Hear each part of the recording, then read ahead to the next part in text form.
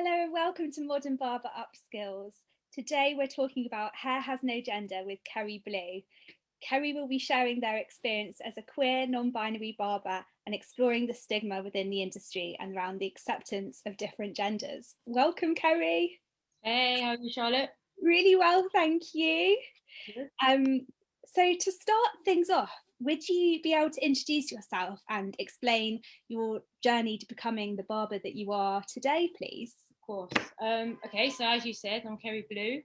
I'm a queer non-binary barber from West London, sort of Notting Hill area.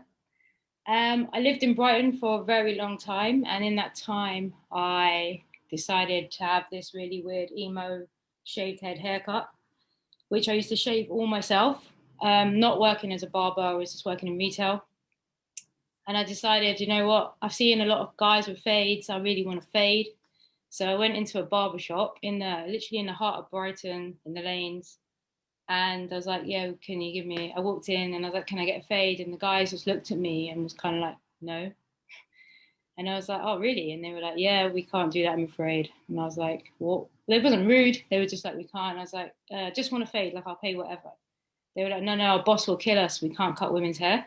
Sorry, mate. And I was like, oh, quite embarrassed because there was quite a lot of people in the shop. I'd already sat, waited, and then I got called up to be told no because it was a Oh, walk-in barbershop. Yeah. So I kind of took it on the chin and was like, well, do you know anywhere I can go? And he was like, go to the hairdressers. I'd previously been to a hairdresser's who cut my hair amazing, but I wanted clippers. And 10, 12 years ago, they were just like, we don't use clippers. So I was kind of stuck. And I was like, do you know anyone that will do it? And he was like, yeah, my mate might do it down the road. Ended up going to his mates down the road and he gave me an awesome fade. Didn't judge me, it was great. But yeah, that's kind of like came out of there. And I was like, that felt a bit crap. And it took a lot of courage for me to do it. And I came home. And when I got home, I really felt it. I was kind of like, damn. So I was like, well, surely it can't be that hard to open somewhere where people can feel more comfortable.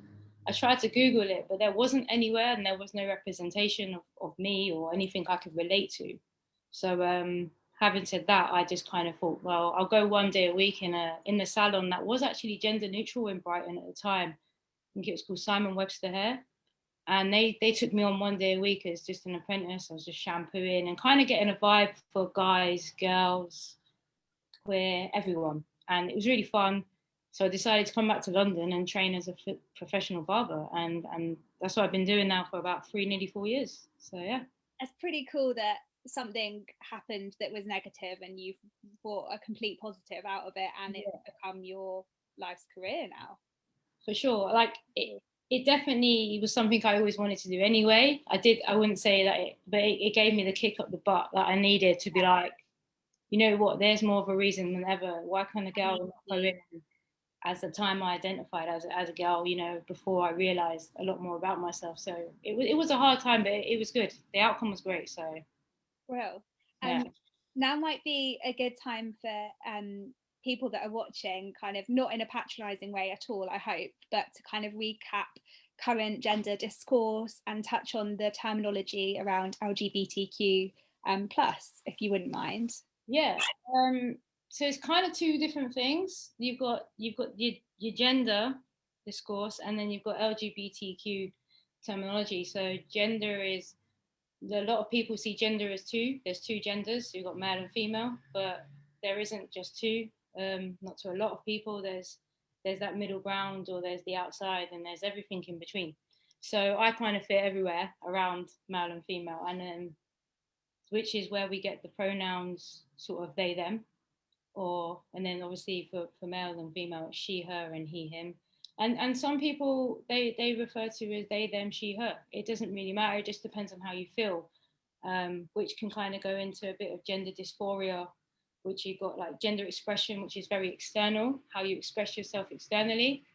So if I wake up and I kind of want to wear typically male clothing or a dress, which is typically female, and then you've got gender identity, which is, excuse me, more how you identify within yourself, which could again be more how tradition says more boy or more male, sorry, or more female. So the gender thing really can go into we've not got enough time for it, but it can go very, very deep.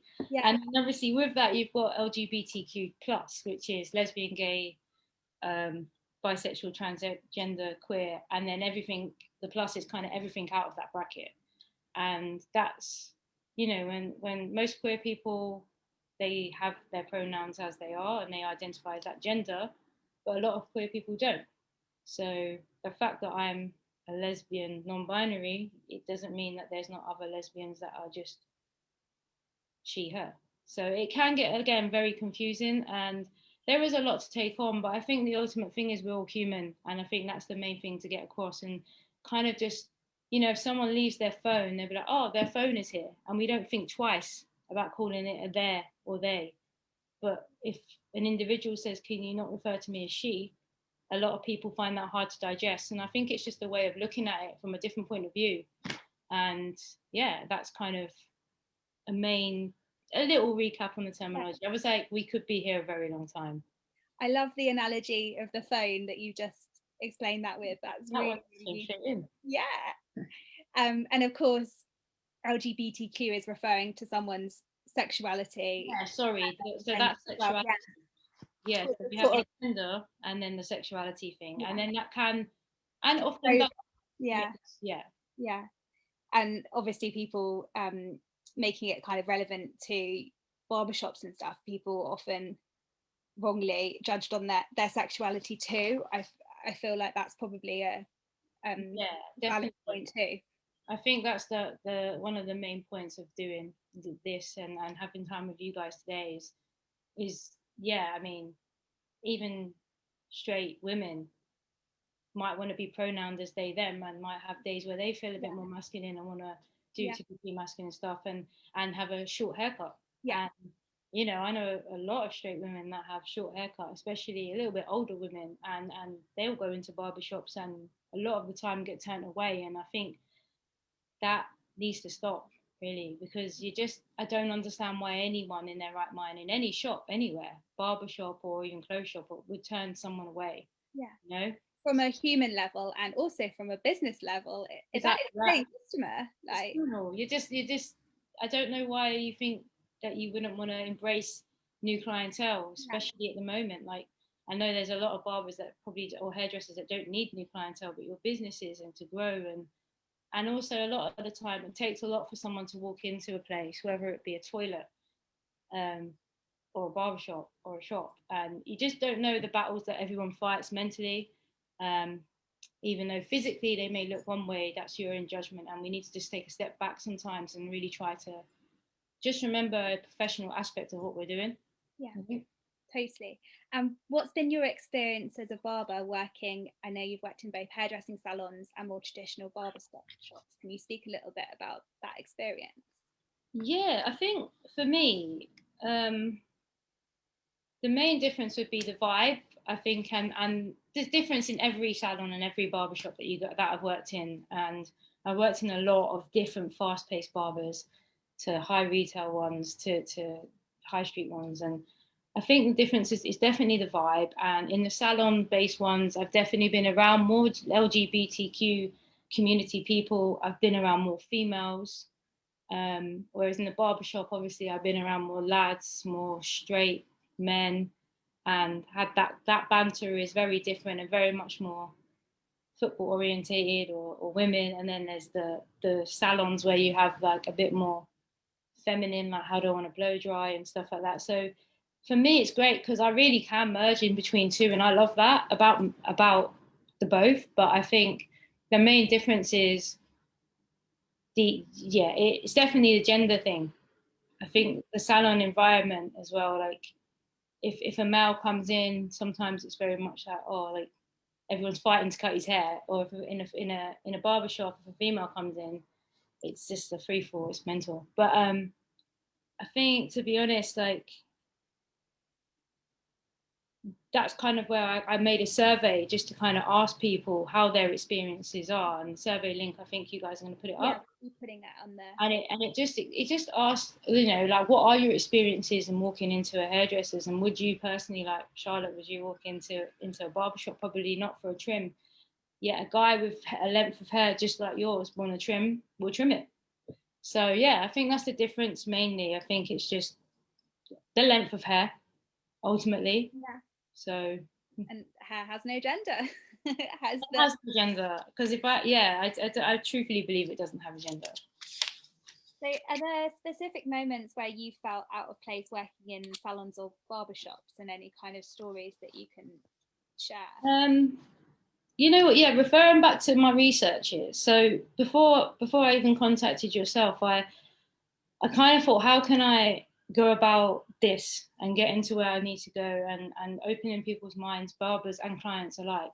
And it was just to join a lot of the LGBTQ community pages, join a lot of barber pages, salon pages, and non-binary pages, and kind of just reach out to a lot of different people who looked like me or looked like you, and just ask them. The very basic was, have you ever had a bad experience in a hairdresser's or a barber's? And I reached out, and so many people got back to me and was like, I totally get it. I totally think there needs to be more, you know, gender neutral barbershops around. One story particularly, there was um, this person, and it's actually in the BBC, and they live around West London. They're an actress, they them, and they went to get their hair cut, and they went in 3 different barbershops, and they were point blank refused 3 times because of the barber believing they're a female and we're not going to we don't cut your type here. And it was very disconcerting for them, sorry. And I think for me, like, that's why I wanted to do this survey, to kind of go find out why there was so many. If it was just me, like, I sat and thought, is this just me, like, in my head? But it's not. It's turning out like there's a lot more people out there that haven't got anywhere to go. If you Google West London gender neutral barbershops here, there is none. And I feel like, to be honest, even if there's a load of barbershops and there's none gender neutral, there's a good chance for barbers and store owners and shop owners to really educate their team and just be like, be more welcoming, and let's understand what's going on, you know? So, yeah, I think, does that answer your question? Yeah, No, no, it totally. did. I kind of went off on one then, but yeah. Good. It's all good. So, from the perspective of a non-binary client, can you sort of explain what might be going through their head when they're booking and researching the barbershop and salon, which you've kind of touched on there, to all Yeah. the way when they're sat in the chair? Yeah, I think from my own personal experiences and some of the people that I had asked, they do tend to go online, because everyone goes online for everything nowadays, and tap in non-binary barbers or gender fluid barbers or unisex, which is a word Yeah. a lot of people use. And Yeah. like I said, in London, a very, very small handful do come up, and I'll touch on them a bit later. But if you don't live near them barbershops, then it's kind of like, right, I've got to make a big effort. And with barbers, especially with short shaved hair, you're looking at getting that done every 2 to 3 weeks for a fade or skin fade. So it's quite a big chunk of money and effort and time. So they're going to look at that. I would definitely look for, once I found one, to go onto their Instagram. Yeah. Same way you would with a tattoo or something, maybe, or clothing. You want to have a look of it, feel of it. So I'd see if there's anyone that's on their Instagram that represents me and my hair. Do they cut females? Do they cut non-binary? Do they cut queers? Is there anyone with short hair like mine? Just so you can feel a little bit more, okay, they're used to people like me. And then they'll probably get the anxiety of wanting to find a particular barber. Once they've then gone into the shop, the anxiety and the levels are so high already, and the barber's not going to know that. They're just working, they're just doing their thing, but this person's probably built up a lot of anxiety already. I would then probably show a picture if I was the client, to kind of then maybe put that person at ease, that barber, just so they know, like, either I don't know, for me, I am non-binary, but I do always get in a chair and wonder if they're a bit worried of whether to say, is this a boy or a girl, and how to address me, which is why pronouns are so important at the moment. Because as well, ultimately, it's about a price list. And so then I'm like, they're not going to know how to price me. Yeah. So it can go into so many different streams. And all it needs to be is someone walking through the door, barber saying, hey, what haircut are we going for? Not genderizing the haircut or them and cutting their hair. I don't think any of that other stuff needs to matter, because from a barber, they're going to get anxiety about, oh gosh, is this a girl or a boy? Do I give them a more square haircut, more round, more masculine, more feminine? Do I need to like talk to them about other stuff? And yeah, so I think that's the kind of process a non-binary person will go through, and it's quite an issue just to want to get a haircut. Yeah, that's a whole lot of not overthinking, sorry, but it's a whole lot of thinking around something that a lot of people is a simple Google and a book. And I think the most important thing is to touch on, for me personally, my hair is awful at the moment, but generally my hair massively identifies who makes me feel an identity, and it's a big part of my identity. So when my hair started to feel right and I got the fade that I wanted and I found the barbers that cut my hair how I wanted, I felt a whole nother level kind of confident. And it didn't matter to me that I was gay. It didn't matter to me that I wasn't sure what gender I was. What mattered is that I was a confident individual. I was Keri. And I think I want so many other people to have that same feeling, whether they want lovely long blow dries and they're male, or they want a skinhead and they're female. I don't think it should, it's whatever makes them feel comfortable. And I think as barbers, we're like like therapists anyway. We kind of need to just embrace that a little bit further. So that's a good point. And it's making people feel like them, and like exactly. You feel like you. So from the perspective of a client, what should barbers be aware of when it comes to people's genders? How would you like to be treated in a salon and barbershop when it comes to pronouns? Is that something you would bring up? Or would you correct someone when they use I would definitely correct someone now more so than ever. I'm still very new to it myself, Charlotte, to be honest. It's only within the last year that I've kind of really come out, my second coming out. Just because it's something that I've not naturally at my age been brought up around. Obviously girls are pink, boys blue. I'm old school. It's been brought up like that, so it's not something second nature to me either. But if we start now, then it can only get easier for the next generations. And I think it would be long-winded to be like every barber introduce themselves. Hi, I'm Keri. I'm non-binary. I refer. Oops, sorry. They them. However, if they can, that's great. But I think it's more a case of just not the barber not being dismissive, and maybe just being a bit more open to. Okay, someone's walked in. They have short hair. So many straight women have short hair nowadays, and they want a barber haircut because barbers do use the clippers and they do go into that sharper look. And women, whatever their sexuality, want a more refined haircut like that. And I think it's important that if a barber starts generalizing, they're going to only limit their clientele base. But add more representation onto your page. That's one thing I would massively say to any barber is like, be polite to any of your clients. I'm sure everyone is. Don't generalize, and just if you do a haircut, take a picture, put it on your Instagram, make people feel a little bit more, hey, follow me on Instagram, ask more about their life. As barbers, we talk about them a lot. I talk about myself a lot as well, but we try to open them up. And I feel like, just be aware of they them. And if someone corrects you, don't be offended by it. Just be like, okay, you know what, because if I called you a he right now, a lot of people were like, what the hell? That's a bit weird. And I think you would correct me. So in the same light, correct them, Just don't overlook it. Don't overthink it. Yeah, that's so true. So we've talked about what's kind of not going so right in some salons and barbershops.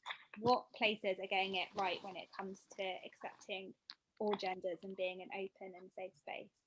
Yeah, this is what I wanted to touch on earlier. So when you do Google it, you'll probably notice that open barbers, they come up as probably the top non-binary or gender neutral, barbershops. And they actually offer a service for all genders, and that's plain and clear on their website and on their Instagram. And they have a pricing is pay what you can afford. I'm not saying that all barbers should do pay what you can afford. The reason that they personally, I believe, do it is because there's a shocking figure that 24% of youth homelessness is LGBTQ related. So whether that's, you know, gay, trans, young kids coming out and then just being put to the streets, and they can't get their hair cut. So this organisation, this barbershop, are amazing because they offer haircuts from £5 for people to feel like, you know, amazing, and not have to go to a high street barbershop, pay £7 but get laughed at when they go in there. Yeah. So they're definitely doing it right, and they were founded. It's two guys, a guy and a lady that founded it, and there's Barberette, so it's more of the female, but again, non-binary, open. Founded in 2011, I believe, and these are North London based, so again, not really this area. But the shocking thing is, they did a survey very similar to me in 2011, which I think you guys may have even touched on, Charlotte. I'm not sure. Yeah, we've spoken. Gregory and I have spoken before. Not Gregory, yeah, that's it. Survey, but yeah. And the sad fact is that it hasn't really changed. You know, we're now in 2021, sort of, I think. Yeah, I don't know. And we're still fighting. Well, I'm trying to fight this fight because I'm still getting people from my research alone. It's shocking figures, shocking figures. And when I do cut a lot of my friends' hair who, you know, they go do football, women's roller derby and stuff, they never feel at home in a barbershop because everything's very masculine, and it doesn't need to be neither here or there. So I just think it's been a very long time this is still continuing, and we need to, you know, it's baby steps, but if there's only, you know, a handful. There's another two, and that's Tutti Frutti. They're based in sort of Deptford Way. They're awesome. They do colours, salon service. They're completely out there. They're really good. So if you're looking for that, look them up. And they can also offer just cuts. Their ethos is all about cuts to make you feel you. They don't care what your gender is, where you're from, just to feel you, and not have that kind of, you should have this because you are that, you know? And then there's Cutthroat Barbers that I've just seen as well in Brixton. They are classed as gender neutral. And what I really love about Cutthroat Barbers is they do have quite a high price point for their cuts. However, they're all gender neutral on the price list. Yeah. Okay. And I think that as soon as someone like myself, who probably wouldn't say I wasn't a barber, wanted a haircut, and I saw a gender neutral price list, I'd be like, oh yeah, sweet. I'm not going to get interrogated for being a boy or a girl. I'm just going to get respected and get my hair cut. That's really so I think the thing that they're doing right is the social media representation and the price list is the main thing, to be honest. And then I guess we've talked a little bit about this, gendered pricing. Yeah. And I can tell your opinion of it, that it's a positive thing. Do you think that should be applied to all barbershops? Do you think everyone should be doing that? I know some salons like I think it's chop price on time, which is an interesting approach rather than gender. Time is interesting. I definitely looked into time thinking that's a really great one, but then I realised that some skin fades take way longer than others, and barbers out there will know that if someone's got dark hair and blonde hair, it's a cheeky difference in how long it might take to perfect that fade. Because obviously, as barbers, we are very visual, and or hairdressers as well, sorry. We want to understand that person and that individual. So time can be a bit limited sometimes, and I just feel like I steered away from it purely because even now, time's an issue for me, and I really do struggle, especially because I talk a lot. So I think the Cutthroat Barber's got it right. He does the prices they do is by length. So anything below the jaw would be, say, £50. Anything kind of above the jaw and then up would be 35, and then skin fades probably 45 or etc. I don't know the actual pricing, guys, but I'm just giving you round figures. So for me personally, I think I would definitely work by length of hair, and then they have a separate section for colours and a separate section for blow dries, and a separate section for styling and stuff like that. So they've really kind of broken down every single part just to kind of make it fit everyone, rather than someone feel a bit like, it's quite obvious if you've got hair like your length, Charlotte, you'll pay, you know, for a long haircut, and mine it'd be a little bit less time technically, But yeah, that's kind of That's right. a really interesting way. They've really thought that through. Yeah, I know a lot of the barbershops, all of the barbershops that we've mentioned that are kind of getting it right happen to be in London. Do you think that's something that's just a sad fact of the way things are at the moment, and the way kind of, I wouldn't say this is a trend, and it's not, I just try not trying to be regionalist about it as well, but it does seem that they're all based in London, and it's kind of that more progressive thinking happening in bigger cities. Yeah, definitely. I didn't actually mention their name, but there is definitely a couple, a couple more based in Brighton. They're more of the gender fluid, gender neutral salons. But there's not enough. Like, there's not enough at all. And I think, yeah, London is always the place that people want to kind of start, which is why I moved back, you know, just to, if you can make it in London, you can make it sort of anywhere. So I think the sad thing is that I've looked into this sort of stateside, and there's a lot more out there in the United States. Obviously, it's way bigger, but there's a lot more of it out there, and there just needs to be that little bit more here.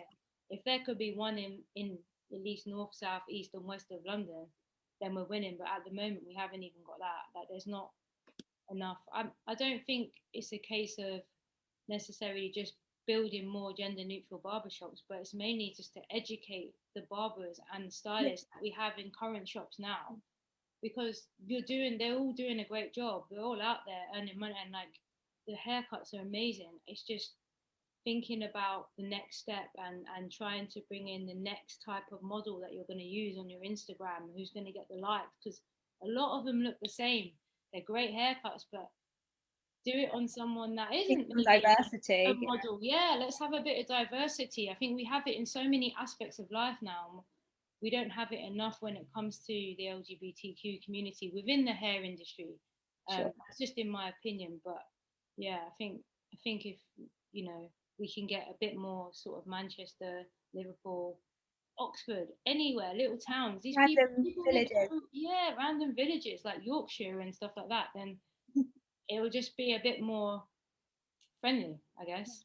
And I know that almost every barber that's watching, their main priority is making their clients feel happy, feeling like themselves and feeling comfortable. And so they're the perfect people to be doing this and being progressive in this way. It's almost like we just kind of need to be carrying on the message and spreading the message, because all of the skills and I think everyone's heart is in the right place.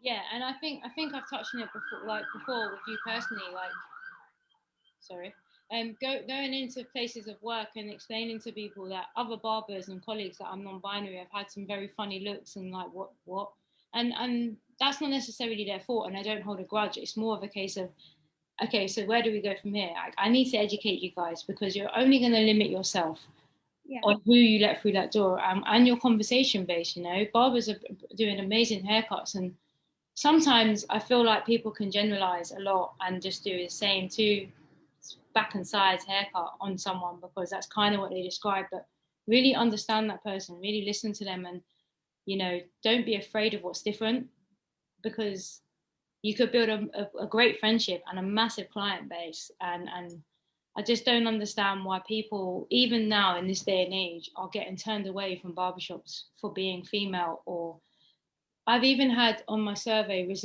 replies from gay men who have gone into barbershops and been told, your hair's too sissy, you can't have that, it needs to be this. And it's shocking that that's still happening.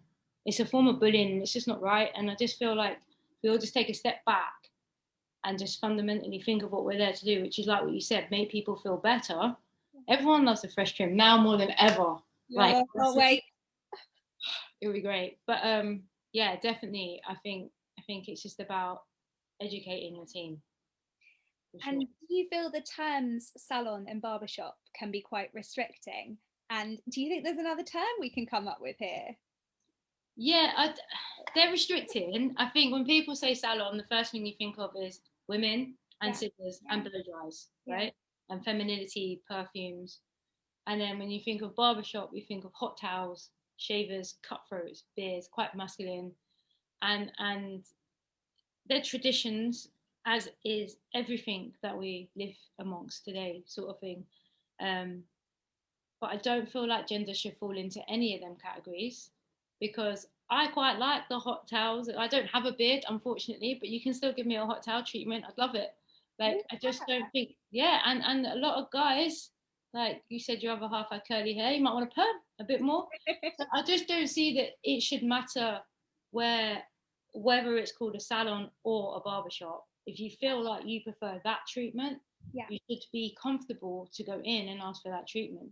Yeah. Same way you would in a dentist for a treatment, or I don't know, that was a bad example, but somewhere where you don't have to feel because of your gender it's this or this, because Dentist is a good example. yeah, the answers that like some people say, like, we're not insured to cut female hair, and it's just this doesn't exist. That's not true, and you shouldn't feel that you're giving.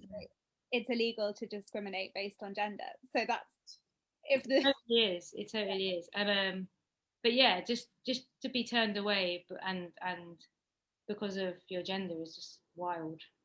But another name for it, gender neutral barbers, I guess that would be the in between. So it's kind of like we have two options: we either bring out a load of gender neutral barbers, or we just educate what we have. And I think the combination of the both would be great, and then one day we'd be in a world with less discrimination. Just starts quite small, and it could get bigger, hopefully. Yeah. And do you have kind of plans and a little kernel to have a gender-free hair space in the future? And stress. Yes, yeah, I definitely do. Sorry? What would you call it? I do have plans. I think every single barber or a hairstylist probably wants their own shop in the future. I'm quite happy where I work at the moment, just saying. But I definitely have plans for my own place. It would probably be called Hair Is No Gender or Keri Blue. I'd have to ask my manager about that. But I would want it to have probably the words Hair Is No Gender, just so then straight away the representation is out there. I don't want to close off my doors to anyone that doesn't need or feel they need to fit in a bracket, or they're happy with the traditions. So I wouldn't want to close my doors to them guys either, or girls, because that's great. So I wouldn't want it to, I'd still represent them, but I think massively it'd be a place where the social media would be big on different genders, different communities. I'd definitely educate my barbers more, have a more diverse range of barbers. There's a lot more female barbers now. It's like 44% are female, which is awesome. But how many then in that and in the males do identify as non-binary? Because I can't be the only one. Or do identify as trans? Because again, I can't be the only one. So I feel like if we just kind of remember that, going forward. But yeah, I think it's definitely a place I would like to have. I think the main reason for doing this and having this chat with you is more just to educate people and open people's minds a little. Just plant a seed. Yeah. There's that saying that if you give someone a fish, they eat for a day, but if you teach them to fish, they eat forever, like for a lifetime. So I think it's just about teaching people and educating them, and then hopefully, one day there can be little stickers in people's barbershop that are almost like hair is no gender friendly. Yeah. I know it's sad we have to do that, but it happened with gay bars, and that kind of how that happened. And I think maybe there needs to be that rollout amongst other barbers, or we're happy to help and serve anyone. Yeah, dogs included. Yes, very important. We've had some lovely comments from Facebook. I'll just read one of them out. Thank you for taking the time to raise awareness about this. My business partner and I opened a gender neutral barbershop in 2017, having been inspired by the fantastic work at Open Barbers. Everyone welcome. Thank you for your advice and for sharing your perspective. That's really lovely. And then we've had a question from Facebook as well, asking how are your services advertised? So obviously you work in not your own barbershop, but is there something that you do on at the moment I work in a very traditional Italian barbershop, just based in West London, sort of Notting Hill area, but I'm advertised through Facebook. So I do Keri Blue at Barber, and yeah, at the moment that's kind of until I everything's kind of slowed down because of COVID, but obviously had to mention it. But that's mainly how my services are advertised through my Instagram, my Facebook, and yeah, massive on Instagram. Just DM me on there. Amazing. Well, I have so much respect and excitement for the future for you and for gender-free salons and barbershops, and not Really, just, there you go. yeah, it's going to be great. And I'm also like now brainstorming little stickers and little like, Logos, yeah, right? it would be cool. Yeah. I'll get back to you on that then. Yeah, once again, if you're looking for the survey, it's just in the Facebook comments below the video, and we'll post it out on our Instagram channels, and YouTube video will be up tomorrow as well of this talk. Keri, it's been amazing. Thank you. Great. Thanks so much for your time. Thanks everyone for listening. Likewise. Thank you so much. Thanks. And speak soon, and can't wait to catch up. Definitely. Bye. Take care. Bye.